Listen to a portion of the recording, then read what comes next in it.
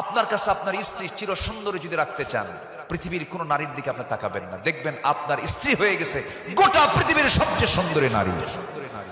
আর আপনার নজর যদি কুত্তা নজর হয়, কি নজর খান, রাগ করতেছেন নাকি আপনারা? কুকুর তো যেটা পায় সেটাই খায়। আমি কি ভুল বলতেছি ভাই? কুকুর যা পায় তাই খায়। কিন্তু ইমানদারের নজর থাকবে হারামের দিকে না হালালের দিকে। ছোট্ট ছোট্ট বাচ্চারা নবীর সামনে এসে বসে পড়তো, নবীজি তাদের সঙ্গে খেলতেন। আবার স্ত্রীদের মাঝে যখন যেতেন স্বামী হয়ে যেতেন, বাচ্চাদের মাঝে যখন যেতেন বাবা হয়ে যেতেন, যুদ্ধের সময় যেতেন তিনি যোদ্ধা হয়ে যেতেন, বিচারপতির চেয়ারে বসতেন বিচারপতি হয়ে যেতেন, নামাজের মুসল্লায় দাঁড়াতেন নামাজের ইমাম হয়ে যেতেন। জোরে কোন সুবহানাল্লাহ। কি ছিলেন না তিনি? আমার নবীজি একদিন এরকম বয়ান করছিলেন, হঠাৎ করে এক যুবক বসার জায়গা পায় না, বসার কোনো স্পেস পাচ্ছে না। রাসূল আলোচনা বন্ধ করে বলছেন, যুবক বসার জায়গা পাচ্ছ না কেন? আমার নবীজি নিজের গায়ের চাদরটা তার দিকে নিক্ষেপ করে বললেন, এই যে চাদর দিলাম, চাদরটার উপরে তুমি বসো।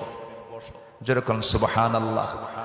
বিশ্ব নেতা তিনি, তার কাছ থেকে বহু শিক্ষা আছে আমাদের জন্য। সবাইকে তিনি সমান চোখে দেখতেন, স্ত্রীদের মাঝে তিনি সমতা রক্ষা করেছেন। আমার নবীজি এক স্ত্রীর স্বামী না একাধিক স্ত্রীর স্বামী? একাধিক স্ত্রী কি সহজ না? এক স্ত্রী সহজ, এক স্ত্রী সহজ, একাধিক স্ত্রী লালন পালন চরম কঠিন ব্যাপার। আমাদের গ্রামে একটা প্রবাদ আছে, কাউকে যদি বিপদে ফেলে দিতে চাও চেয়ারম্যানে দাঁড়ায়া দাও, বিয়ে দুইখান করাইয়া দাও, আর ভাঙ্গা একখান গাড়ি কিনে দাও। ঠিক কিনা? খান বলে কিনা? যদিও মুরব্বীরা কথাগুলো বলেছেন, কিছু যুক্তি থেকে যায়। আমার নবীজি সহজটা করেছেন না কঠিনটা করেছেন?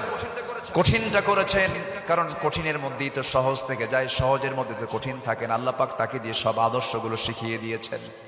আমার নবীজির সামনে চার স্ত্রী আস্তে করে নবীর সামনে সে বসে বলছেন, হুজুর একটা প্রশ্ন করব। কি প্রশ্ন? কয়জন করবো? চারজনের প্রশ্ন। কি প্রশ্ন?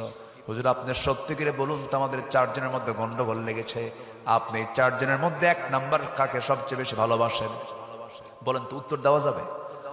আমার রাসূল বলছেন, যে প্রশ্ন করেছে উত্তর দিতে আমার সময় লাগবে, কালকে বলবো আমি, তোমরা এখন চলে যাও।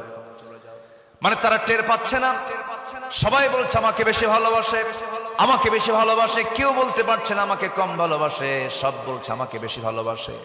রাসূল চারজনকে পাঠায় দিলেন। সন্ধ্যা হয়ে গেল, রাত হয়ে গেল, অন্ধকার যখন হয়ে গেছে, আমার নবীর স্ত্রীদের ঘরগুলো ছিল ছোট ছোট। আম্মা জান আয়েশা বলেন, শুধু আমি আয়েশা আমার ঘরে একটা কাঠের দরজা ছিল, আর বাকি সব ঘরের সামনে সালার চট ছিল। নবীর ছোট্ট ছোট্ট ঘর ছিল।